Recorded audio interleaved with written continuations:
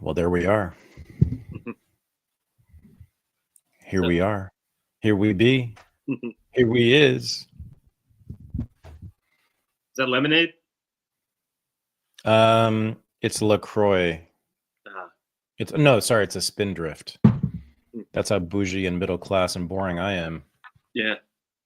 I'm like a fucking dad. Drinking Spindrift. So how are things in Indiana?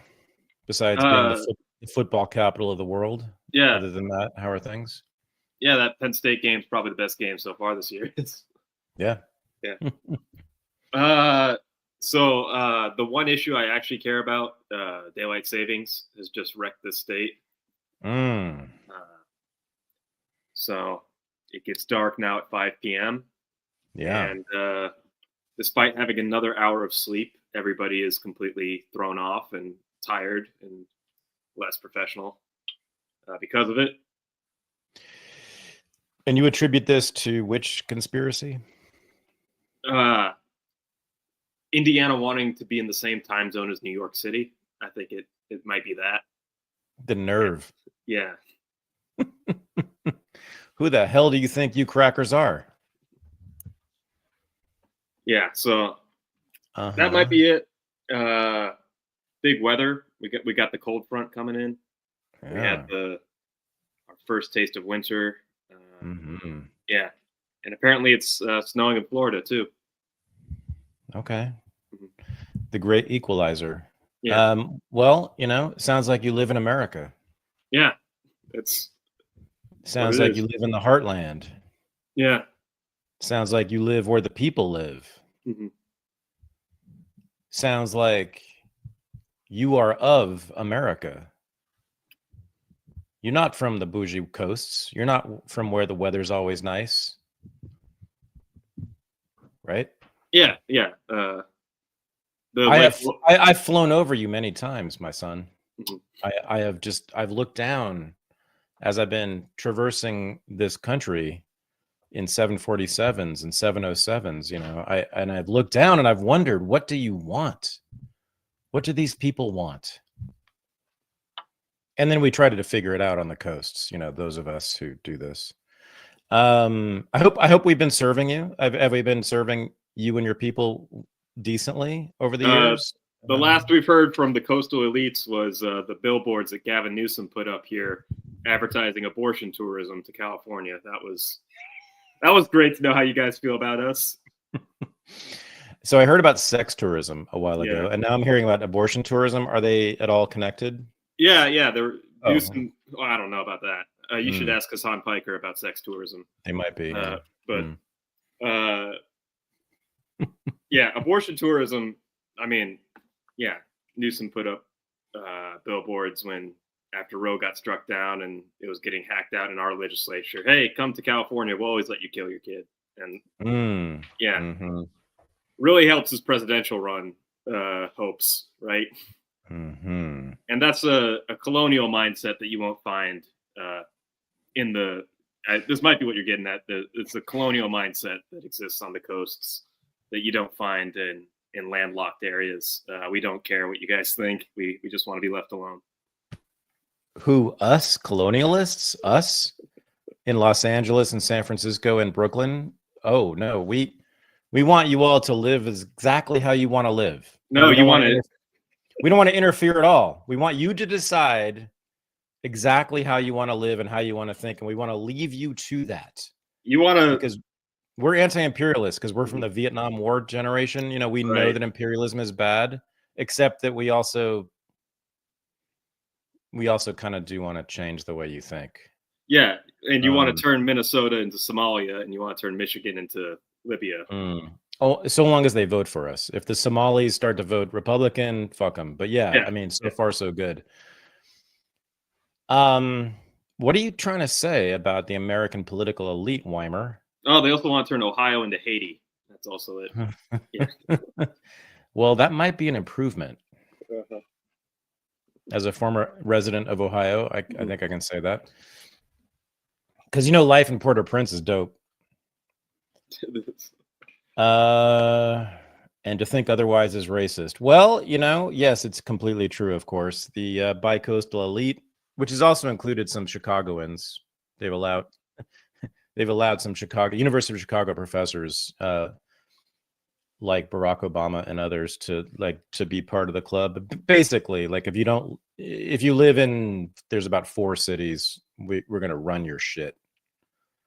Not only are we going to run your life, we're going to judge you and look down on you and mock you and wonder why you live in a place like that. And also we're going to wonder how you live in a place like that. This is just the way it is, dude, with the bi-coastal elites. But mostly we're going to take care of you. We're going to make sure that you get the laws and the cultural norms that you need. You don't know that you need them, but we know that you need them. We know that you need abortion on demand.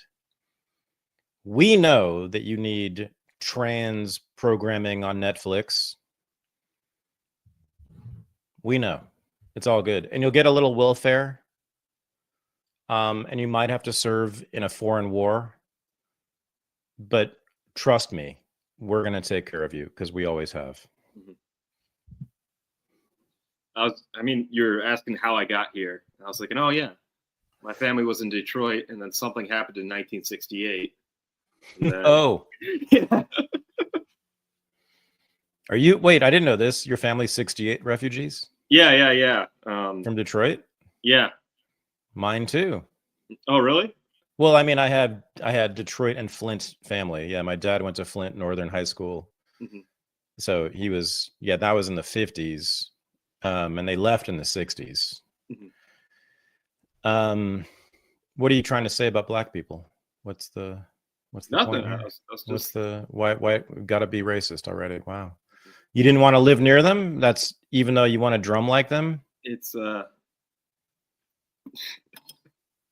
That's the story of white America, don't you know? Right? No. We want to be cool like them, but we don't want to live near them. Mm-hmm.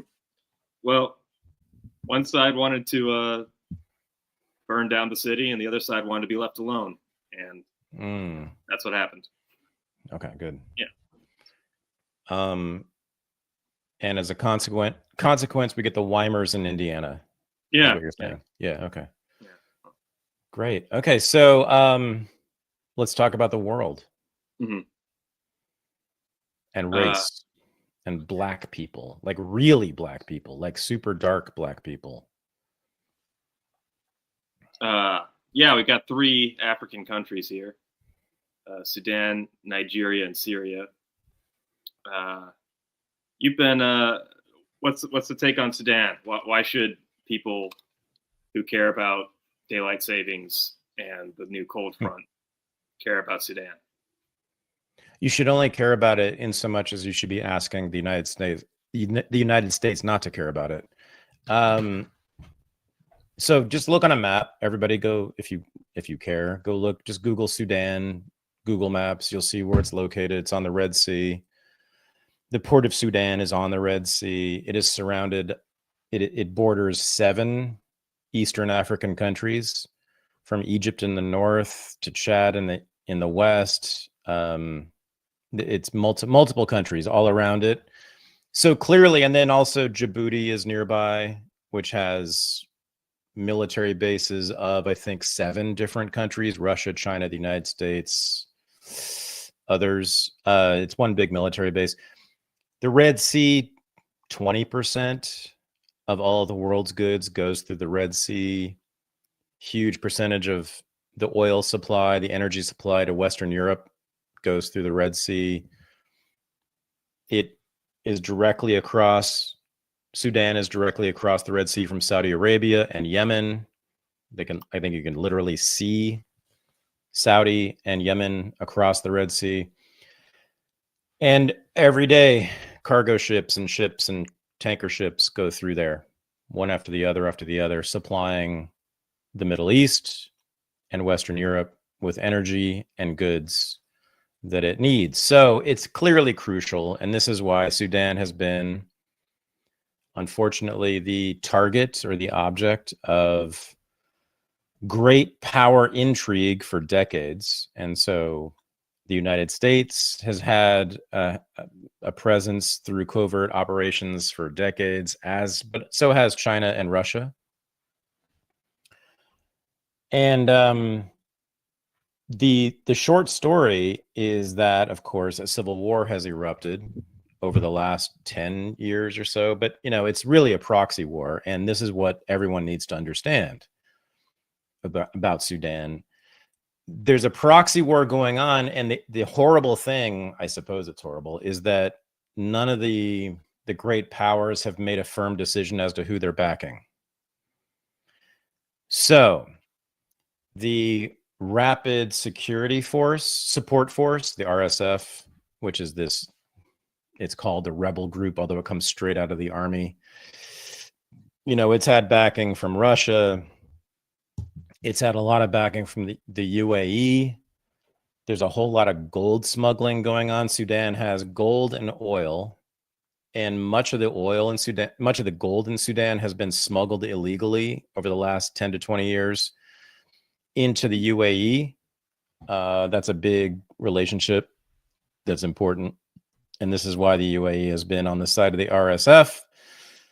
And then on the government side, the Sudan forces, the sort of the formal or official recognized army, has had intermittent backing from the US, Great Britain, and Israel.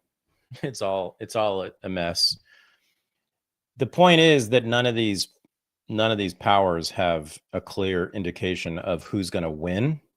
They want to know who's going to win this war. That's who they want to back. And so that's why they're hedging their bets, and that's why they're not going all in. But this has been going on for years and years. And a theory, I don't totally buy it, but a theory among the anti-imperialists is that the US has been, and Israel have been deliberately fomenting chaos. That this is why they've kind of played both sides, and they've gone back and forth. Sometimes the US has allied itself with the RSF, and sometimes with the Sudanese army, and back and forth. And of course, we have chaos and famine and a breakdown of civil society and all the rest of it.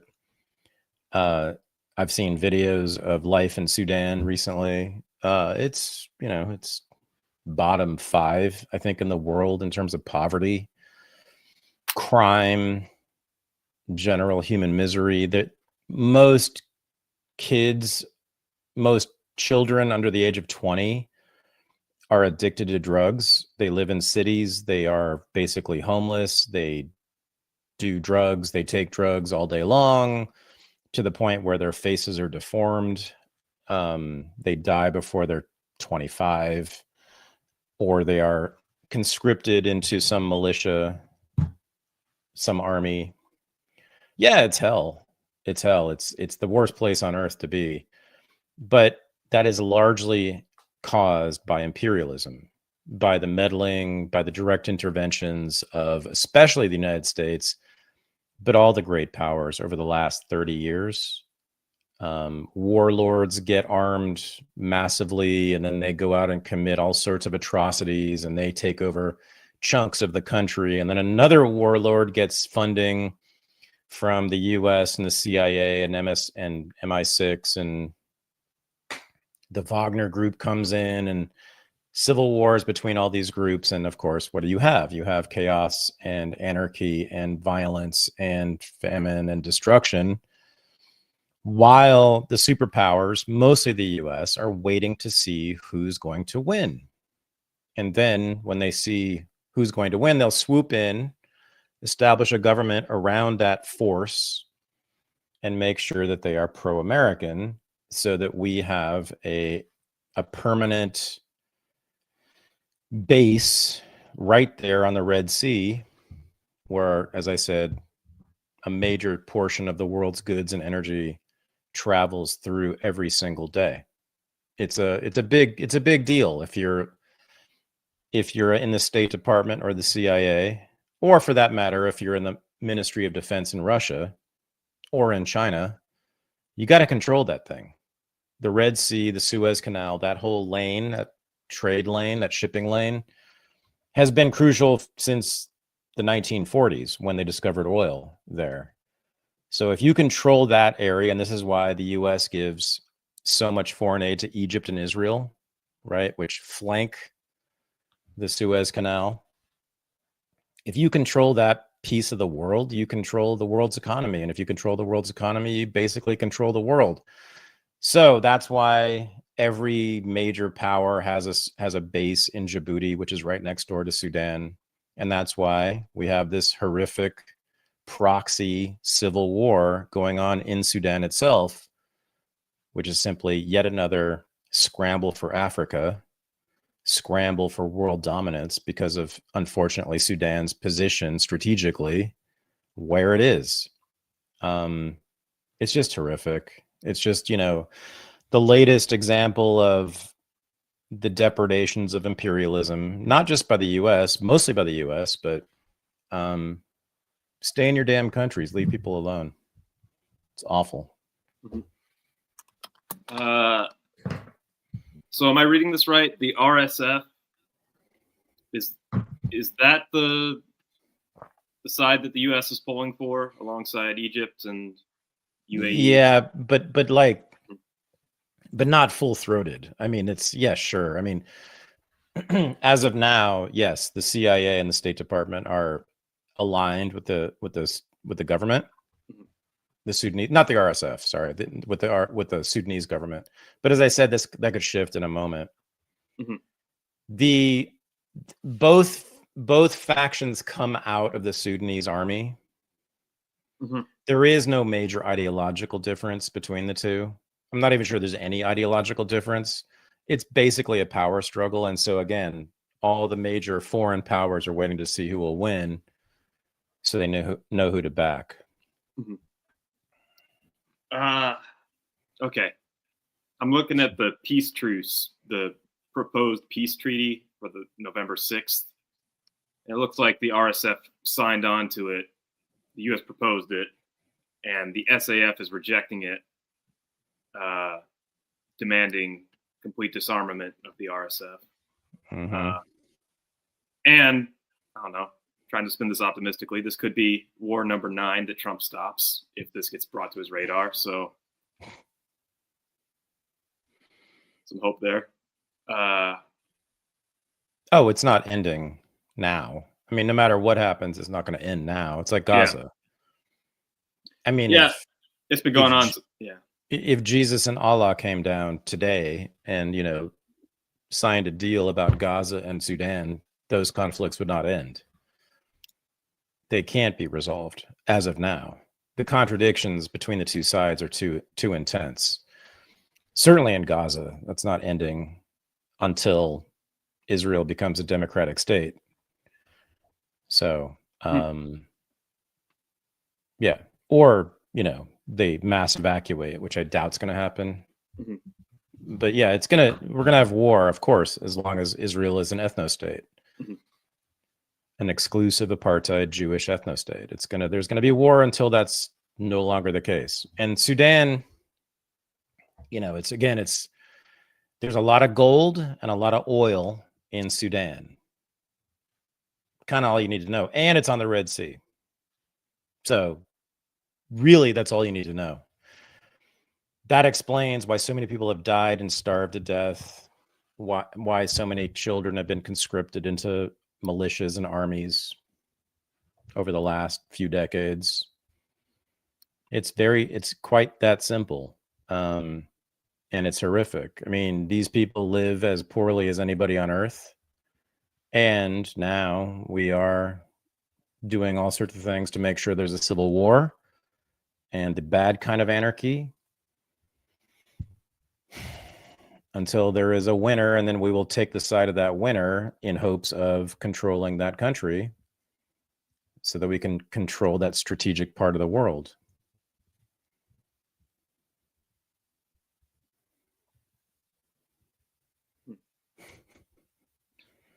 You lay this at the feet of imperialism, but it seems to be imperialism by proxy, not direct colonial imperialism.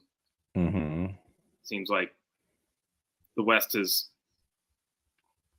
on all fronts abandoned a colonial interest in Africa. Mm-hmm. Yeah. Yeah. So that's the New Deal. That's Roosevelt and his administration, his advisors, the thinkers around him. In other words, mid 20th century American liberals made a conscious decision, and there's a fair amount of documentation about this. They wrote about this, but they acted it out. They didn't want to be like the old European colonial powers. They rejected that idea. They rejected that model of direct control over colonial subject nations like Britain and India, for instance, right? It was distasteful to them. And also, they really wanted to control the world. They wanted to be the dominant hegemon in the 20th century. And I mean, I'm talking about Woodrow Wilson's administration, Franklin Roosevelt's administration, Truman, Kennedy, Johnson, Obama. All the thinkers, all the players in those administrations. Yeah, no, they all very clearly wanted to make sure that the United States would remain the dominant superpower globally in perpetuity. That's where they went into World War I with as a strategy, World War II, Korea, Vietnam, Iraq, all the rest of it. They wanted the United States to come out as the unchallenged superpower. And they mostly got that, right? Of course, mostly, not entirely, but that's what they wanted. So, yeah, this is the story of the 20th century, and everything regarding the third world, the global south, fits into that. And so that's where you got to start. Mm-hmm. Is there a Russian and Chinese interest in Sudan that we're counteracting? Yeah. So, I mean, so China has never been imperialist in the way that the United States has been. They've been imperialist regionally. They invaded Manchuria famously in the 1930s. Japan. Sorry, I was talking about China. Sorry. China has never been imperialist either. I mean, if actually, I would say less imperialist than Japan has. There is simply zero evidence or indication of any imperialist piece of the CCP ideology. They don't talk about that. They're just not interested. What they want is to be powerful and strong so that they can never, so that they will never be invaded again. China, of course, was the subject of constant, repeat Western imperial depredations for 100 years, which they call 100 years of shame. And they don't want to ever be in that position again. And they've been building and building and building since the introduction of market reforms in the 1980s toward that goal. They understood in about the 70s or 80s that they would not be able to build a powerful enough industrial military base to withstand Western imperialist onslaughts unless they adopted capitalism. Real quick. They did, but yeah, go ahead. But yeah, go ahead. Just real quick. By Western, you largely mean British, right? Yeah, I mean primarily. Yeah. Why? Not American. Both, okay. But primarily British. Why? Oh, I'm just context as to. I'm trying to like do this global chessboard thing of seeing what the players are. Mm-hmm. Like United States is its own thing, Europe and British powers, and British, French, EU, UN powers are kind of their own thing. Russia and China are their own thing, and there's like the conventional post-war order of the United States being allied with the European Western powers, and then those Western powers are sort of killing themselves and abandoning ship in some ways, and the EU's on a total downslide, and they can't keep their coalition together. And broader, I'm pushing this towards potentially the United States getting together with Russia and China, and what that would look like. It's the broader perspective I'm trying to get to, and part of that is seeing how much of a beef historically does China actually have with the United States. And if you look at the part of the globe that we're not supposed to look at, everybody looks at the Atlantic Ocean, but if you look at the Pacific Ocean, the United States is right there with Russia and China, and there's a potential for an actual alliance there that makes sense, as those are the actual global powers now. Well, okay, so we had an alliance. The United States had an alliance with the Soviet Union during World War II, right? So it has happened. It is possible. The U.S. government needs to be presented with a case that its imperial projects cannot proceed without assistance from their putative enemies, like the Soviet Union. Can there be cooperation between the United States and the Soviet, or whoever's left? I mean, I guess, who are you talking about now? Like, who's the descendants now that we're talking about? Well, Xi Jinping and Putin. Trump, Xi Jinping, Putin as a geopolitical alliance. Well, the answer is obviously yes. I mean, if the United States could be in formal military alliance during a war with Joseph Stalin's Soviet Union for 4 or 5 years, then I think the United States could be in alliance with Putin and Xi. And that's happened, by the way. I mean, there have been many moments over the last 30 years since the rise of Putin, certainly, when the US and Russia have colluded or allied on various issues. And of course, the ultimate goal is always simply US hegemony. So whatever will ultimately lead to the United States controlling the major trade routes, the major political bodies, the major, and of course, and having military bases and military presence, ubiquitous. Those are the 3 objectives. To control the world, you have to have those 3 things. You have to control the trade routes. You have to control the sort of political bodies, the international political bodies, which the U.S. has done. And most importantly, you have to have forward deployed military bases, which the U.S. has hundreds of. So it's quite an impressive empire, and that has to be brought down. Anyway, you were going to say? Sorry, not to beat a dead horse, but on your point about FDR aligned with Stalin, do you think the New York Times had a more negative opinion of Stalin in the 1940s or of Putin in the 2020s? Oh, I mean, so in the 40s, the Times, as all the establishment, had to change its line. So it softened on Stalin. And if you read the New York Times in the 1940s during the war, you wouldn't know it was a totalitarian dictatorship. No, Putin has been in the crosshairs of the West since, I think, when was Sochi, the Sochi Olympics? 14? That's when it really began. If you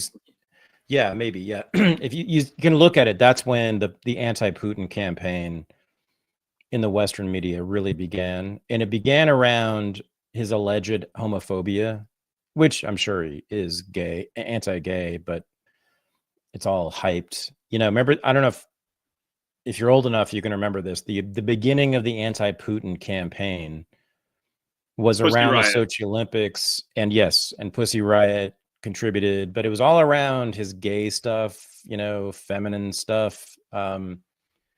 And so the American liberal in Los Angeles and Manhattan was introduced to Putin as a guy who hates gays and women.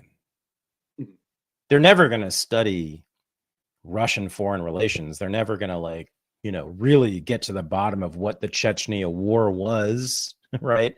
But if you tell them and then show them with some evidence that he hates gays and women, they're with you.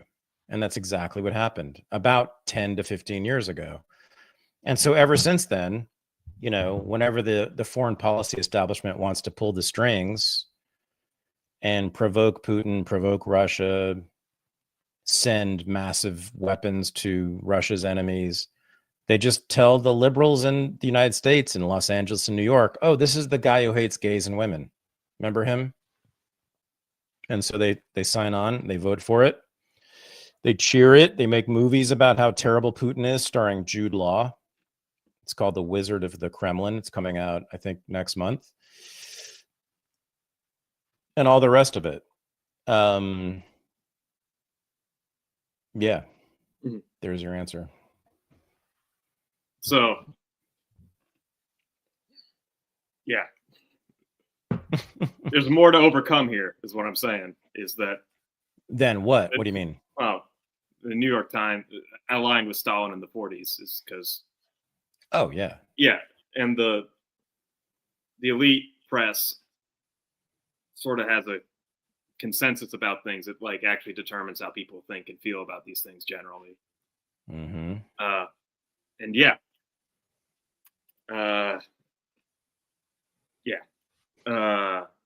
Okay. Nigeria. Yeah. Yeah. I just want to bring this up because this is, again, Jack Mason, perfume nationalist. It's his world. We're just living in it for two of these stories. Yeah.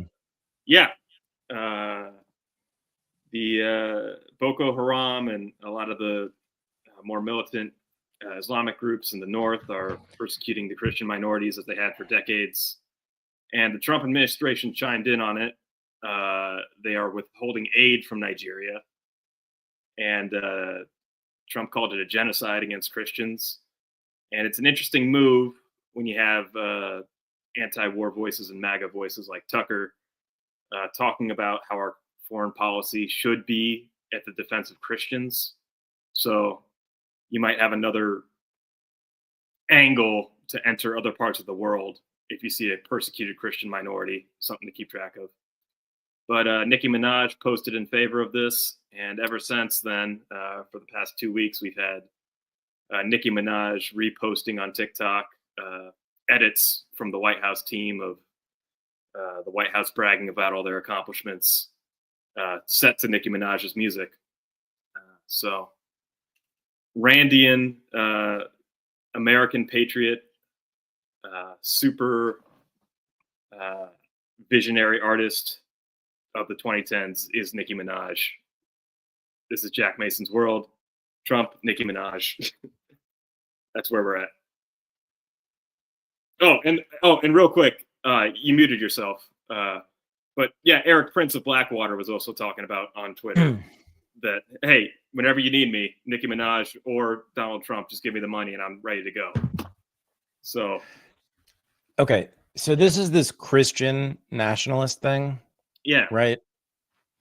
So Nikki is into the Christian thing and she moved into the nationalist thing. We must protect Christians globally who are under threat politically, right? So Christians as a political movement who are under threat, which is what we're talking about. Mm-hmm. I don't care. Why should we care? No, I mean, again, it's. I thought you might be a little concerned that you might have diplomacy happening through memes. That there's a lot of places throughout Africa where Christian minorities are being persecuted, and there's a lot of places where if somebody wanted to hire Erik Prince, he could clean house, and we could install a United States sympathetic puppet government. And this anti-war angle might be subverted by the Christian. The pro-Christian seeing Christians as victims and minorities might inspire MAGA to be imperialist. I thought that might be something that you think might be a possibility to worry about. Oh, but, yeah. I don't know. But I'm sort of, not sort of, I am fascinated by the, I will call them anti-Islamic hysterics. Mm-hmm.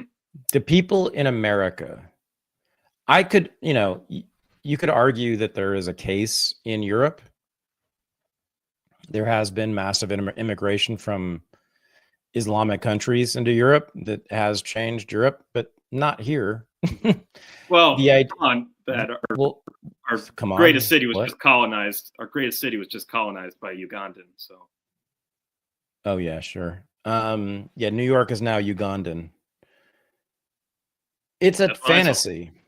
Even in Europe, it's a fantasy. These like no-go zones. That's a myth. There's no part of Belgium or the Netherlands or the UK where you can't walk unless you're, obeying Sharia law. That's just a myth.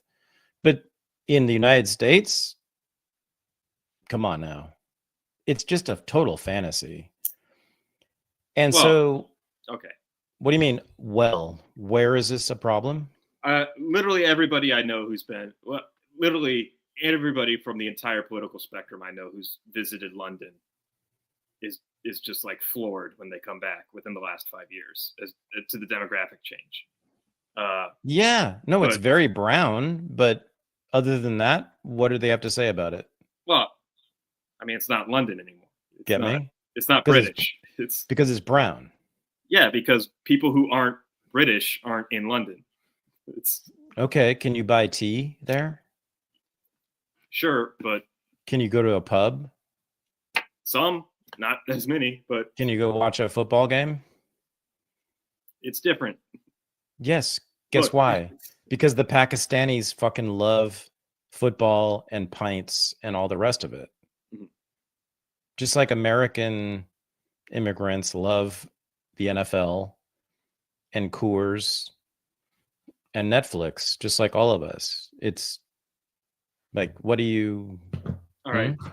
The Ugandan mayor of New York City won his campaign by eating rice with his hands. Oh, no. Right? Yeah. This is... But... what a fucking pig. And... should we deport everybody who eats with their hands? Sure. I mean, if it's not a sandwich, Americans, we eat sandwiches. Oh, right. I'm sorry. The world famous food that was invented by Americans and British that requires you to touch the food with your hands. There's a thing called a bun. It's just weird. Oh, I see. The bun, you can't transmit any diseases or whatever funky shit you think is on your hands through the bun. That's got some like layer, some protective shield on the bread, on the bun. Really? Okay. Really? You're being... Oh, so we're clean. All right. You're being very obtuse here. Do tell. Yeah. There's an obvious difference between eating a sandwich and eating rice with your hands. Yeah, white people eat sandwiches. I know, I got it. Okay. But that's not the issue. What's the issue? What's the issue? Okay, I was talking about, several thousands of Christians being murdered every year in Nigeria. Like 4,000 to 8,000 a year. And you think that American concern about that issue is due to fear of Muslims or some racial feeling of animus against Muslims? Yes. Okay. Yes. What? I mean, so Michael, I'm not saying that no one cares about the Christians, right, as Christians, but since about 1991, so now we're talking 35 years. What's happened in that time that would make Americans afraid of Muslims? Yeah, what have we been told about Muslims since 1991? There's been a couple buildings hit by planes. Yeah, and we've been told a lot of things about Muslims since 1991. We haven't been told anything about Christians, right? We've been told nonstop about Muslims, but since 1991. So why is this a question? We know it's like overdetermined what Americans think about Islam. Yeah, America's been a Christian nation. We've never been kind of antithetical to Mohammedans since Thomas Jefferson went after the Barbary pirates. But yeah, I don't think that's racial animus. That's just I didn't say it was. Okay, yeah, but I don't think that's. I don't think that's. It's unanimous. I don't think that's bigotry. I don't think that's like hysterics necessarily. I don't care. Okay. Well, whatever it is, yeah, it's a thing that's been a force in the world. Yeah. That has determined the way that many Americans think about those people who they will never meet, about places they will never visit, right? And it's been determining American foreign policy to a large extent for about 60 years. Since about 1967, when the United States became the major benefactor for the state of Israel, taking over from the French and the British.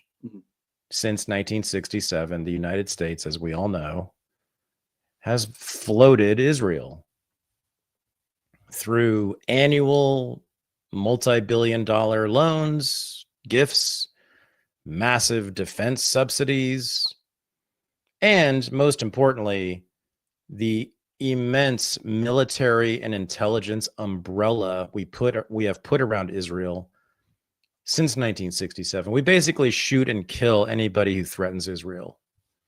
Okay. And we know that. Or invade and occupy them, as right. in the case of Iraq. This alliance, this pro-Christian alliance. Yeah. Critical of Ukraine because they're killing Orthodox Christians. Critical of Israel because they're threatening the holy sites and they're killing Christian Palestinians. Critical of Ukraine, critical of Israel. And now pro-Nigerian minority and pro-Christian minorities in Africa. Who are we talking about? The MAGA wing that cares about Christians globally. Oh. The Candace Owens, Tucker Carlson, Nicki Minaj. Right. Okay. I'm saying that pure hatred of Muslims and loyalty to Israel doesn't glom onto this new political force. Doesn't explain it, you mean? Yeah. Okay. Yeah. They're Christians and they don't like Christians being killed. Yeah. So? Could that undermine MAGA's anti-interventionist leanings if you see Christians too much as a persecuted minority? If you're like, oh, there's 6 million Christians being murdered somewhere, we have to intervene. Like, could that undermine MAGA's? If Candace Owens were president, yeah. Yeah, if she were president, yeah, I'm sure we'd have interventions all over the world to protect Christians, right? She's not, and Trump has now shown himself to be pretty much totally cynical about foreign relations, I think. I don't think he has any beliefs, which is not a bad thing, by the way. That's better than being a true believer.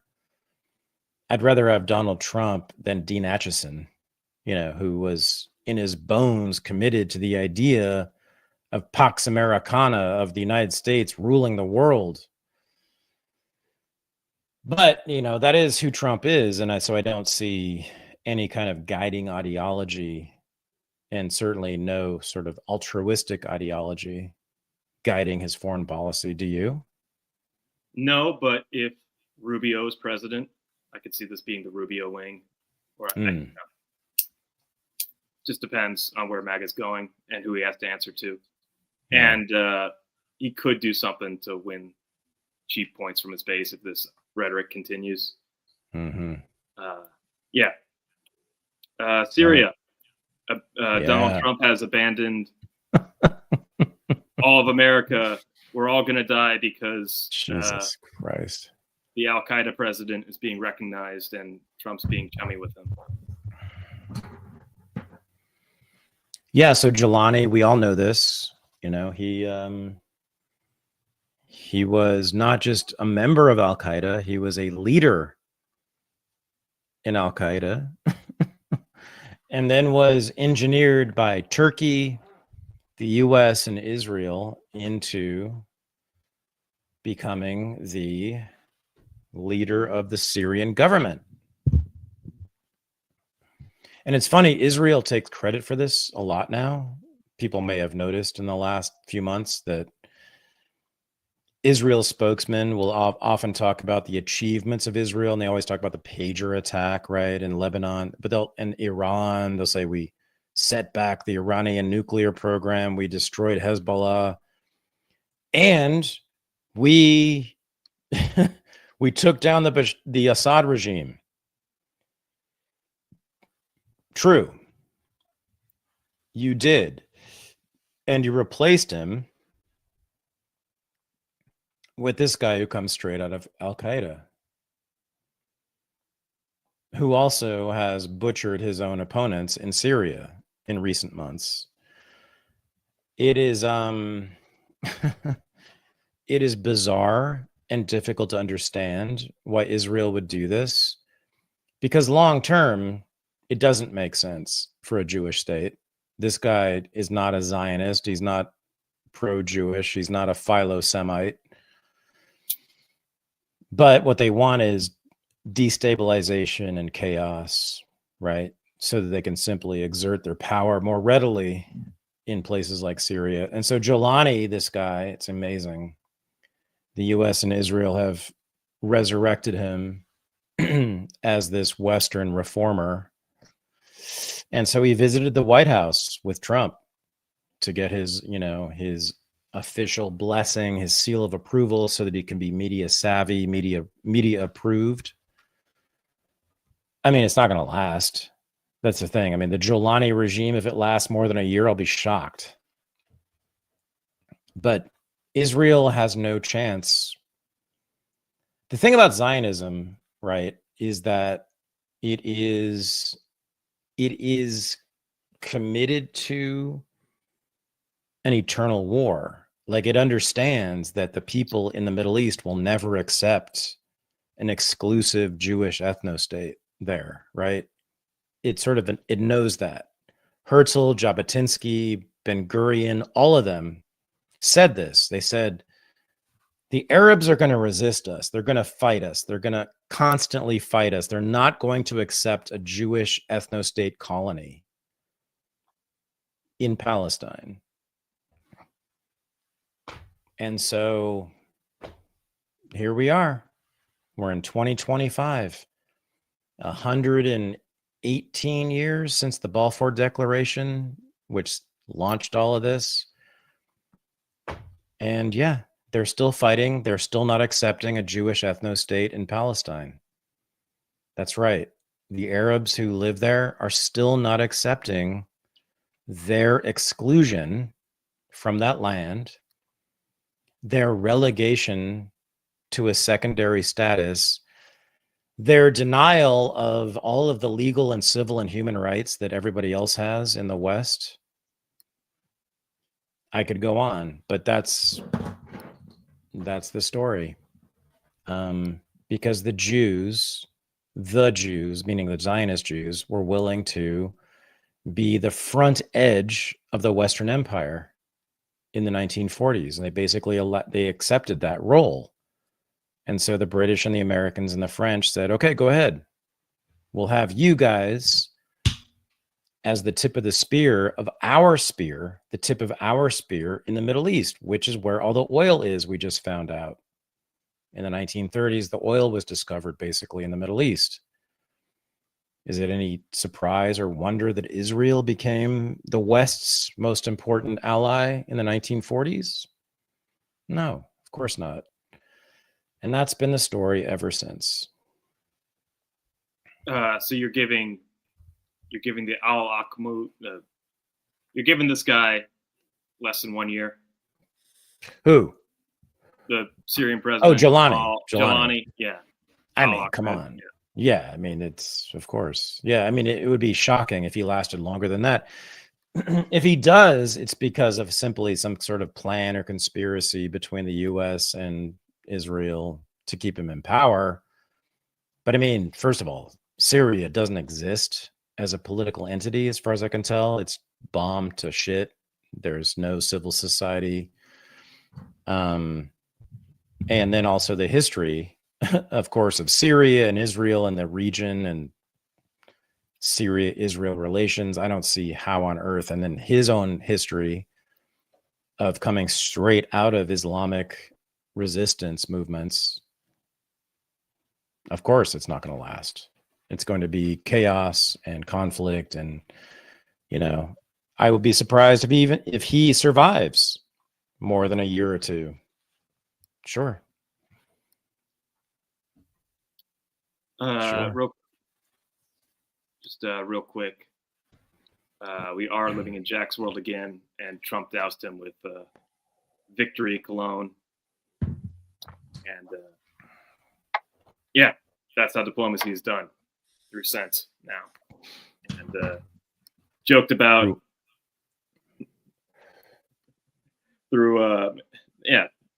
he's now Western. He's now clean. He now smells good. He can now go to the UN wearing victory. And joked about whether or not he has one or multiple wives. So I don't know if that was Trump being like diminutive to him, like saying, hey, you're not really that big of a deal. I don't really care about you, but funny nonetheless. Some fun after the elections last week. People are spiraling, and Trump is proposing some new economic plans, and this is what I like. He explodes the discourse and brings things in that people had never thought about before, that gets people to think about things in a new way. I'm just curious, what do you think of a 50-year mortgage? As something to help the current crisis of houses being way too overpriced and young people not having an entry point into the market at all. Well, so you could get a 30-year mortgage. Right. In fact, I had a 30-year mortgage, I think, at one point. You, as a consumer, the idea of a 50-year mortgage sounds good to me. Lower monthlies. Mm-hmm. Okay, cool. This is what consumers have thought about credit for about 100 years. We've only had credit as a system for about 100 years. Less, really, but less than 100 years. So it's a new thing. Yeah, man. My monthly payment will be smaller than with my 30-year mortgage. Okay, so good. But I suppose the critique is that means that you will be connected to, in a form of penury, this economic or government institution now for half a century. And so that relationship, which is one of dependence, right? It's a penurious relationship. You are eternally indebted to these people, meaning you are eternally, or at least for 50 years, obligated to obey their dictates. That's not America. That's not freedom. That's not liberty.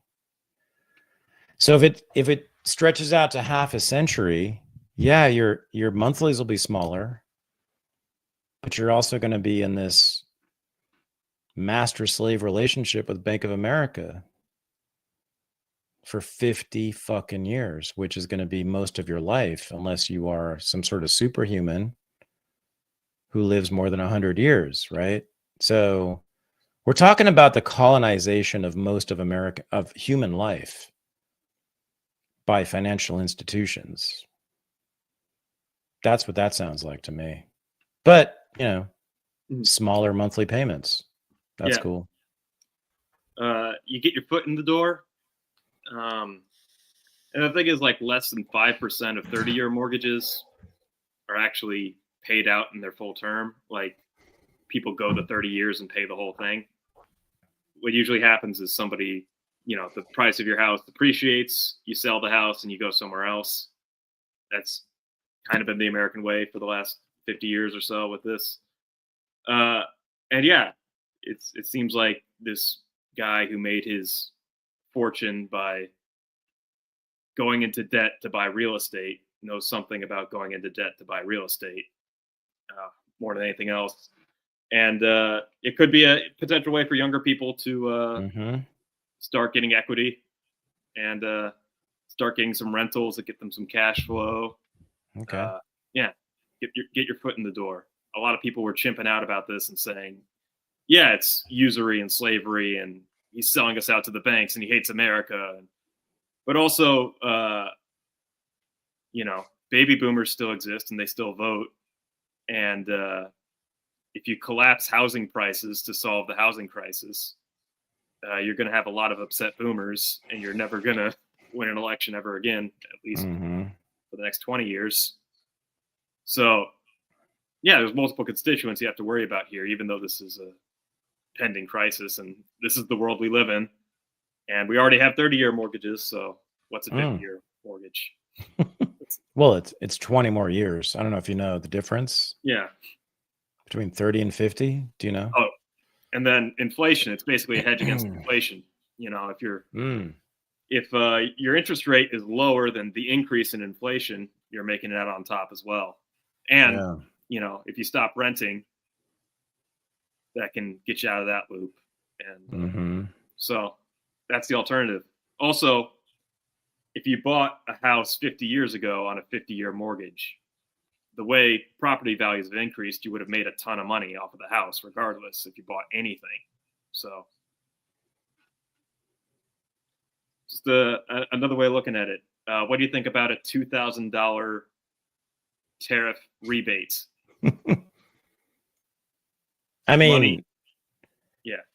I mean, I've actually seen people say that they're opposed to this on principle. You do not want the U.S. government to give you $2,000. You don't want that. I want that. George W. Bush gave me $335 in 2004, I think it was. I remember the check. I kissed it when it came to my door in Brooklyn. And I said, I will vote for George W. Bush now. That's a very effective tactic. If you send me money in the mail, I'll vote for you. Yeah. Because I love the machine bosses of the early 20th century. Tammany Hall, Boss Tweed, Daley in Chicago, where they said Philly, Boston, they all had machines.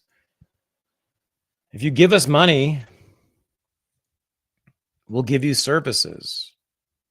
If you vote for us, we'll give you services. It was a quid pro quo, and I want to return to that. And I mean that. The so-called immigrant mob boss municipal machines, political machines of the early 20th century were actually far more democratic because people could actually exert their interest and desires through their wallet or their feet by voting or not voting. So yeah, let's get back to that. Let's get back to like real democracy of corruption, which is actually more accountable to the people. I think the American public largely doesn't understand what a tariff is. Period. Yeah. And so to receive a $2,000 check because of tariffs, I think will make tariffs popular. And then, what was I going to say? So the thing about this, a lot of people are chimping about it because like, oh, we're in debt. We can't afford to pay the $425 billion that this would cost to give every person under $100,000 a year a $2,000 check. But this is from tariff revenue. Yeah. So we're not printing money to do it. This is a big difference here. This is I mean, we're printing money perpetually regardless, but changes the calculus a little bit that it's not new extra money being printed, unlike previous stimuluses. This is purely tied to the success of tariffs. Mm-hmm. So it's not like crazy CARES Act spending, the COVID stimulus check we got, the $1,200 Trump gave us, and the $800 Biden gave us. So I guess to this, I would say to everybody what I always say about politics. I think you're best served, and I don't mean you, I mean everybody, best served by understanding that these people don't have your interest at heart. This is to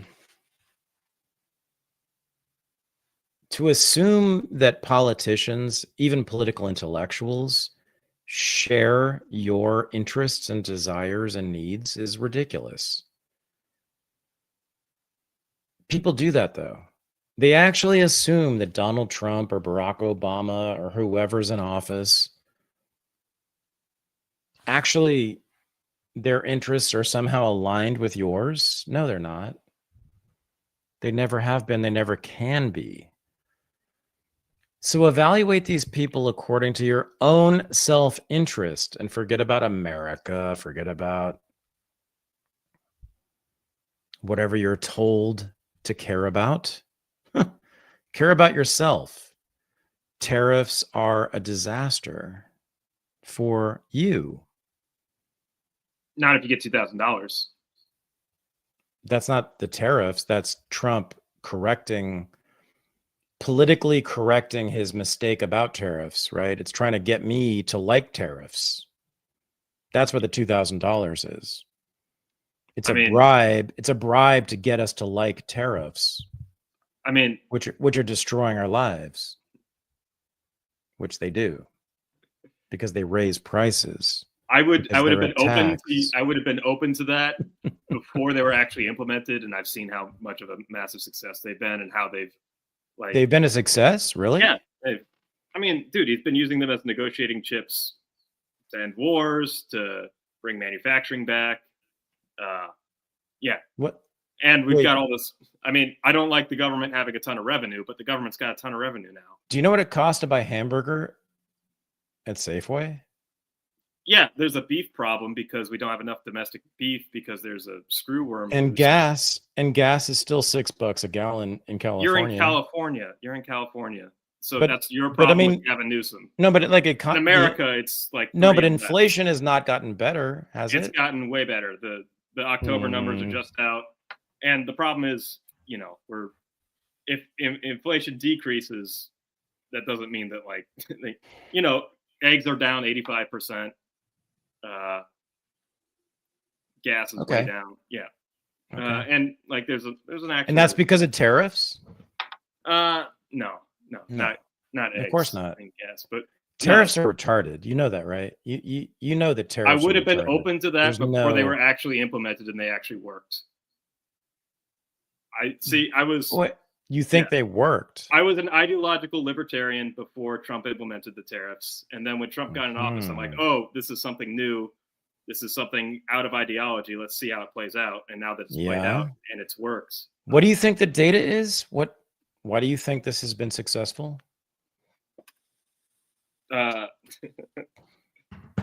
What's the data? Revenue for the government, which pays off. Where do I see that? And what? Okay. Look up tariff revenue. Okay. It's going to be enough to pay off. You can find that, I think, on TrumpTariffRevenue.com. I think that's the website where you can find that. Yeah. Okay. But it's going to be enough to at least pay off a $2,000 dividend, $425 billion to the American people. It's completely self-funded. Okay. All the trade deals and negotiations that have come out of this to bring manufacturing back, all the plants that have been coming back. You've got hold on. All the plants? Tell me. So, can you name one? There's the big Honda deal. Like, look at all the deals that he did with Korea and Japan, the Hyundai and Honda deals that happened. But What? Okay. There's engines are being built in Ohio right now. My brother-in-law got a job manufacturing giant pumps. Really? Yeah. Your brother-in-law got a job from Trump? Well, no, not from Trump personally, but economic. Manufacturing's back. Okay, so we've got a massive firing of public sector employees and a massive increase in private sector employees. Job numbers are going up, and it's all in the private sector. And it's largely because of the new economic model that Trump has had, and tariffs are a huge part of that. Either pricing out foreign goods or using it as a negotiation tactic to get foreign investment into the United States. There's been like hundreds of billions of dollars, like week after week, country after country, of promised investment, like pledged private investment in the United States. Japan, South Korea, China. China just bought all these soybeans from American farmers, like tons and tons of soybeans from American farmers. That's real. Wages have gone up for the first time since the 70s, like real wage increases for the first time since the 70s. So that takes a while to actually happen. It doesn't happen overnight, but the positive effects of this hopefully should really have impacts starting next year. That'd be nice. Yeah. That'd be nice. I want, what I want, Michael? I want people to trade with each other. So do I, and it's happening. With no rules. Just if you got soybeans and I got money, I should be able to give you the money for the soybeans. Period. How do you feel about other countries having tariffs on United States goods? And what should we do about that? Yeah, I'm against all of it. Like, I want trade. So tariffs, of course, are anti-trade, right? Yeah, but if other countries are anti-trade against the United States, playing by the same rules sort of equalizes the playing field internationally and brings the possibility of new things to the table, which is what we see. It makes the game more entrenched. I don't like the game. The game is tariffs. The game is national sovereignties vying against each other with all the tools they have to maintain their dominance in their region. No, I want trade. I want all these locked in little dug in countries to say, oh, we have copper, and oh, we have silver, and oh, we have microchips, and we have, engineers who can make computer games and whatever. We will trade, and which is mostly what goes on. Yeah. By the way, but that's what only should go on, because that is wonderful, and that's what makes the world great. That's what makes everything good happen. Is free interchange among peoples, free economic interchange among peoples, and intellectual interchange, but especially the economic interchange. There's nothing more salutary to the world, to our lives, to peace, to security, to freedom, to safety than that. Nothing. I want Indians to come here, and I want Americans to go there. And I want us to tell each other about what we're discovering and what we have found has made things more efficient. And I want us to take their software. I want them to take our software. I want them to live more efficient, better lives. I want us to live more efficient, better lives. I want all of it. I want AI to make us all live better, which it is, by the way.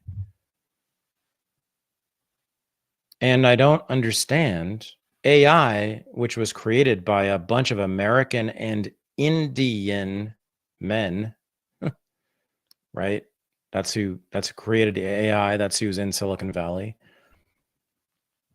It is the panacea, because it eliminates all the shit work, at least in my world. For my world, all that it's done is just eliminated all the shit work, all the stuff I hated to do is done instantly now by ChatGPT. And is that not a wonderful miracle for humanity?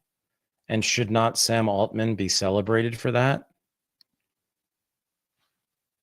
I don't get it, man. What am I missing?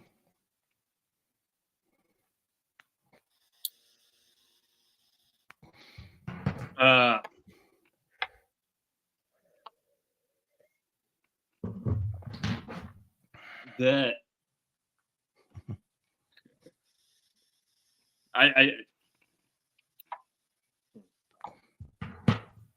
sorry, I just don't know where to start. I mean, what's the problem? That's not the world we live in. No, what's the problem? What do you identify as the problem? What I see is that ChatGPT has made my life way easier over the last few months by, I'll say, hey, I want to like write this thing for this little, advertising campaign. Can you help me with it? And there's like, oh, here's the paragraph. Plug it in. Or it'll be like, has there been an anti-imperialist critique of Zionism from a British perspective? And it'll say, yes, here's 3 authors who have done that. Now, sometimes it's totally wrong and fallacious and makes shit up. So you got to check it. But my God, again and again and again, I have been facilitated in my quests, my intellectual quests, by ChatGPT and Grok and Claude. And so what's the problem, man?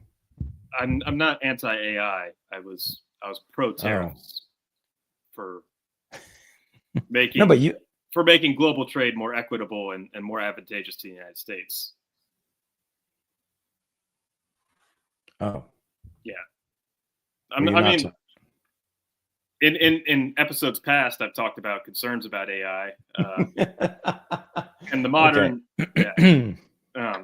I mean, I use AI as a tool, sure, and I've got mixed feelings about data centers. I've got mixed feelings. I've got some optimism about the United States' position as having more data centers than anywhere else and winning the war on data and being all in on this. I've got some optimism on that. I'm mostly a techno optimist.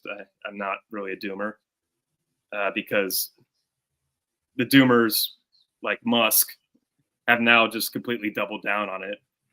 And so it sounds like that they really didn't care that much about AI destroying the world. They just subscribed to a weird newsletter in San Francisco and wanted to sound smarter than everybody else at dinner parties. And when push comes to shove, they want to make money like anyone else, and they see this as a promising technology. Yeah,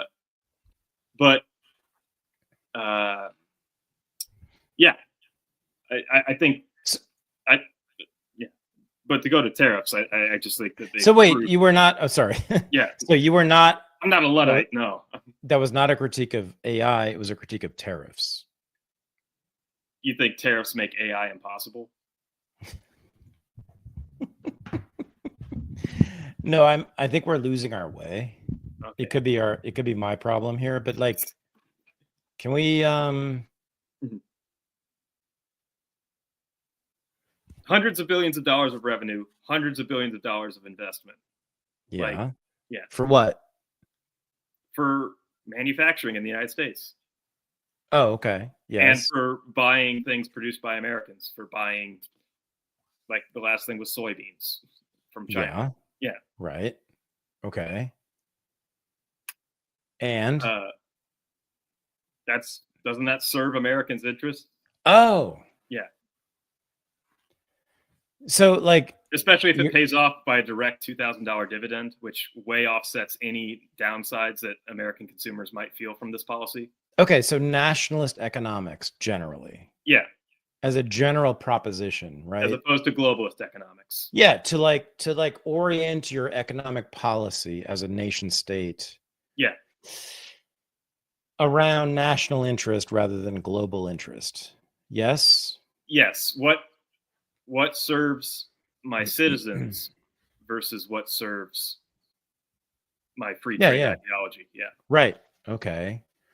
And so make a point. Tariffs seem to be working to do that. Tariffs. Oh. Trump's economic nationalist policies seem to be actually paying off in that respect. And that's where we have a problem, right? Because I don't see the evidence for that. I don't see the data. Okay. Like I really don't. Reiterate it. If the revenue from the tariffs gets redistributed. Okay, where's the revenue? Can you show us the revenue from tariffs? Okay, it's at least $425 billion. Where's that from? Where do you get the number from? The IDF? All right. The same people who say the civilian to combatant ratio is 1-to-1. The government collects the revenue here, so I have to take their numbers because nobody else is collecting them. Oh, fuck. Okay. Sure, man. I'll play in Disneyland with you. You want to go there? I'll go to Disneyland with you. I mean, the long game to this was to cancel the income tax. So if you have all of your revenue coming from tariffs, you cancel the income tax. That's a huge boost to your regular American. Like, I think if we see this, I think all of us would trade hypothetical inflation for getting rid of our income tax. But that's theoretical. And yeah, I've laid it out. The hundreds of billions of dollars in trade deals that have been happening where, manufacturing gets brought back. We've seen real wage increase for the first time in over 50 years. Have we? Yeah, 1.5% at least. Like, look up real wage increase. Blue collar wages have increased for the first time. We've had that. It's working. It's like I don't know what metric of success you could, and the inflation numbers haven't happened. Inflation has continued to drop. We've had the largest inflation ever. We were having 10% a year last year. We were having crazy inflation. So it still hurts American consumers because we're still dealing with that. Yeah. You don't have deflation yet. We just have less inflation. We don't have, look at the October consumer price reports now. So Michael. Yeah. Michael, this is not what's really going on right now. Public sector jobs are going out the window, and private sector jobs are going way up. We have real job increases. Yeah. Gotcha. You're very smart, but this is not what's really going on right now, right? Okay. What's really going on right now is what's in the chat. Okay.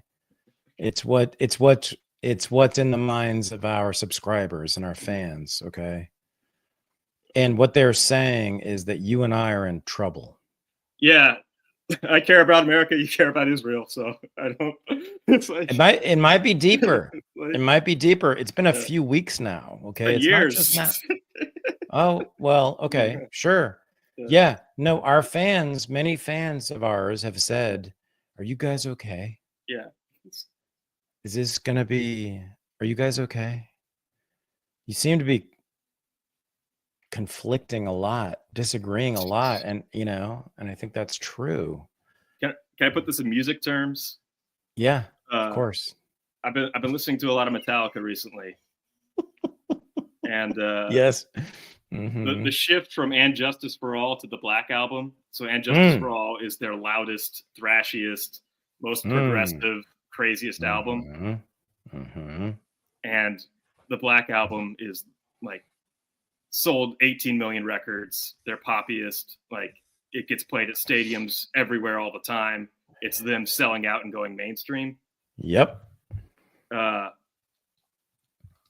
What made them accomplish that is like the bass player stopped copying the guitar player, and the drummer slowed down so you could actually hear all the space. And all of a sudden, the band sounds way better when they're not all playing the same thing as loud as you possibly can. And you've got like this entertaining interplay of different things happening. That's what makes music interesting, is when there's different things happening. It's polyphony. It's not just, it's,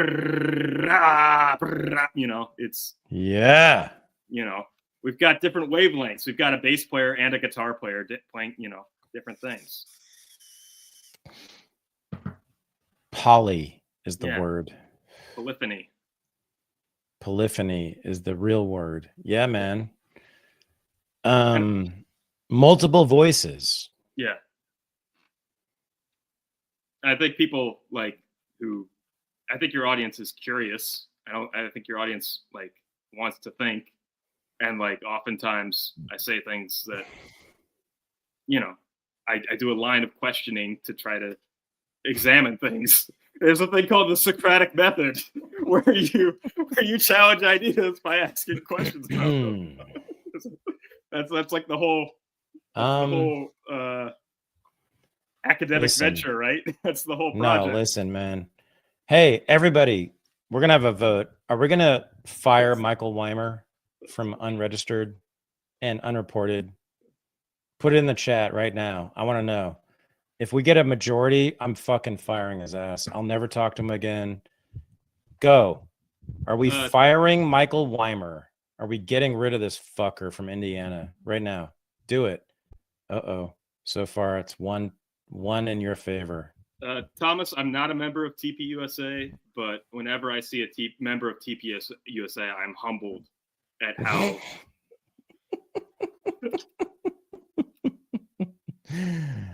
Michael Weimer. Wow, you actually made a difference in this world. Wow, good for you, man. How could I have a show that's at all interesting or cool without you? Huh? Yeah. No, wait, no, explain. I need to know, because I could just be up here like talking to people on my own. Yeah. Oh, for sure. Yeesh. Yikes. This is the thing. Oh.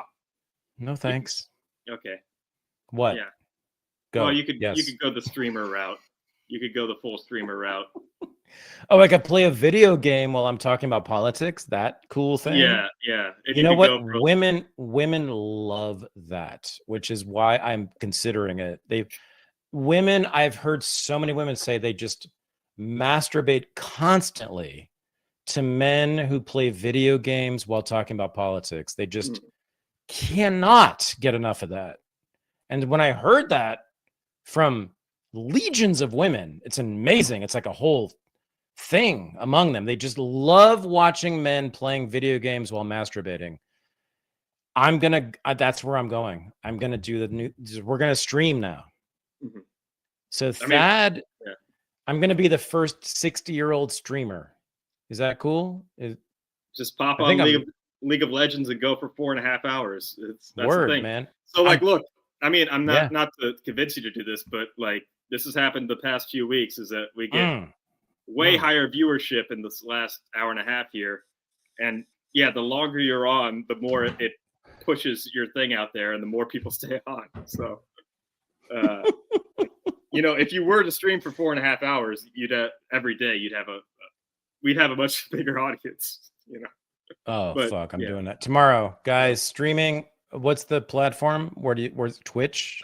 Kick is big. Twitch. Okay, tomorrow. Yeah. Tomorrow. Everybody, fuck. This will no longer exist. I'm going to be on Kick 24/7. I'm going to be debating Destiny and playing video games. The thing is, I don't know how to play video games. So if you guys could help me, that'd be nice. Yeah.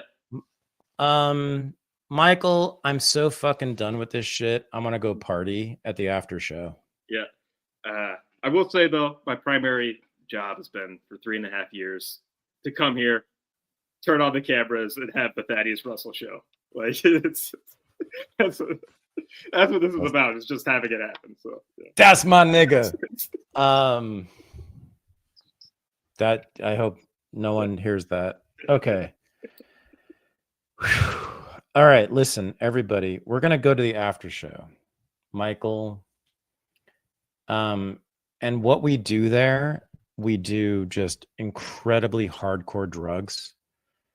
So we mainline MDMA. So I'm into injecting it. Mike, what do you think? Injecting that? You need to go into the vein, right? Because it's that good. It's ecstasy. What? Hello? Why would you not put that in your vein? Filthy Armenian had a tweet today. He said, "If only we could, if only we could. Drugs would be awesome if you could skip the hours of euphoria and go straight to the self-loathing and total destruction afterwards." I love myself all the time. Yeah, we are going to be doing a drug cult, free sex cult. I think, right? Isn't that part of the program? This is drugs all free. Yeah. Yeah. That's Yeah. The one in Utah. That one. Well, okay. Right? Not the Arizona thing. The Utah project. Yeah. Okay. Yeah. So we're going to have, so it's going to be, so if you want to join us, just hit us up, michaelweimer@gmail.com. If you want to be part of the Utah, the basic thing is there's going to be free sex and drugs. Otherwise, I don't know if you want to do it, but hit us up if you're curious. Cool? Yeah. All right, man. Peace. I'm not doing ecstasy again. What? It should be required in the schools. I've said this for years. You and Sam Harris. That's the one thing you and Sam Harris agree on. Oh no, he hasn't said that. He said he wishes his daughters do it. He said that's different. No, that's different than saying it should be required. It should be required in schools. Okay, I'm saying it should be required. Okay, he's saying Sam is a loser liberal sellout. I'm saying it should be required of all 12-year-olds. Okay. Mm-hmm. All right. Guys, Michael, love you. The way to get there is thaddeusrussell.substack.com. Yes. Can you show it? Yes. Yeah. Thank you. 2 D's, 2 R's, thaddeusrussell.substack.com. Oh, 2 D's, 2 S's, sorry, and 2 L's. If you can ever be friends with Michael Weimer, you've made it. You fucking bums. If you're not friends with him, I'm sorry. And you should just try. You can. And the way you can, Michael, right, become friends with you is to become what? A member. Yeah, you have to pay that $5 a month. It's obviously. Is that not obvious? Okay. Yeah. It's necessary, not sufficient. Look at this sweet kid. Look at him. Don't you want to be friends with him? My God, he's like all up in Indiana. He's got his little fuzzy collar on. He's got his haircuts different every week. He's a Hoosier. He's so smart. You want to be friends with Michael? Give me $5 a month and I can make that happen. Okay, guys. That's almost sounded like some trafficking for a twink kind of situation. I don't know. Yeah. Twink trafficking. We gotta go. This is not going well. thaddeusrussell.substack.com. We're going to the after show right goddamn fucking now. Tom's gonna be there. Jason's gonna be there. Stephanie Kelso, John Chapman's gonna be there. Tom, and of course my boy Michael Weimer will be there. Mm-hmm. We're there every day, every Wednesday after this show. So give me some money, man. Mm-hmm. And I might give a little bit to Michael. I don't know. Depending on his twink performance. So that's disgusting. I hate homosexuality, don't you? Just fucking disgusting. Your words. Yeah, it is. Those are my words. Okay, guys. Goodbye. Peace. Peace.